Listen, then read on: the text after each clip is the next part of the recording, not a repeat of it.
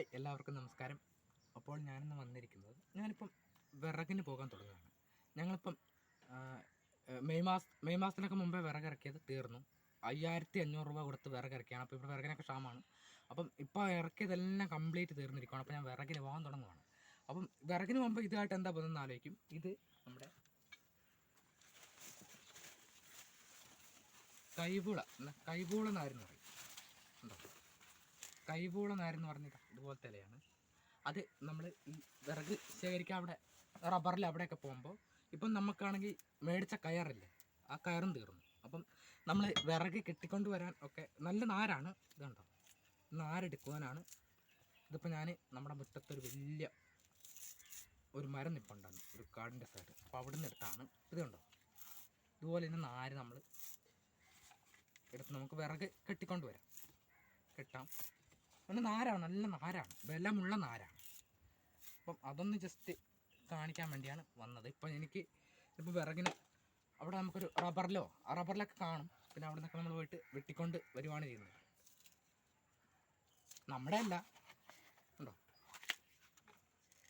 നല്ല നാരാണ്. നമ്മളിത്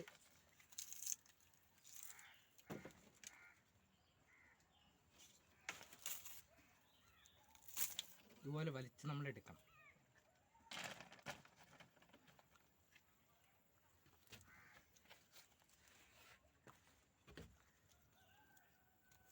ഓക്കെ,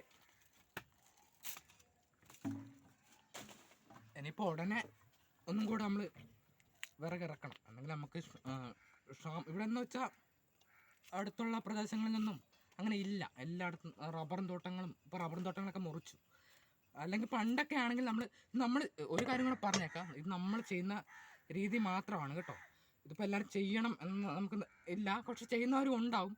അപ്പോൾ ഞങ്ങളൊക്കെ ഇങ്ങനെ നാരിനൊക്കെ വേണ്ടി ഇങ്ങനെ ചെയ്യാറുണ്ട്. ഇതെടുത്തിട്ട്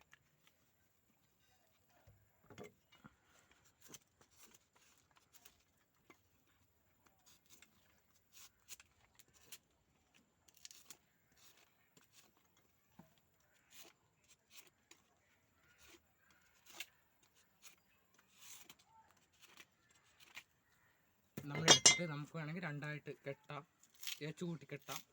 ഉണ്ടോ, ഇതിങ്ങനെ ഇതാക്കിയെടുക്കണം. എന്നിട്ട് നമുക്കുണ്ടോ ഒരു നാരായി കഴിയുമ്പോൾ നമ്മളത് വേറൊരു അറ്റം, നീളമില്ലെങ്കിൽ നമുക്ക് വേറൊരു അറ്റവും കൂടെ കൂട്ടിയിട്ട് നമുക്ക് കെട്ടാൻ പറ്റും.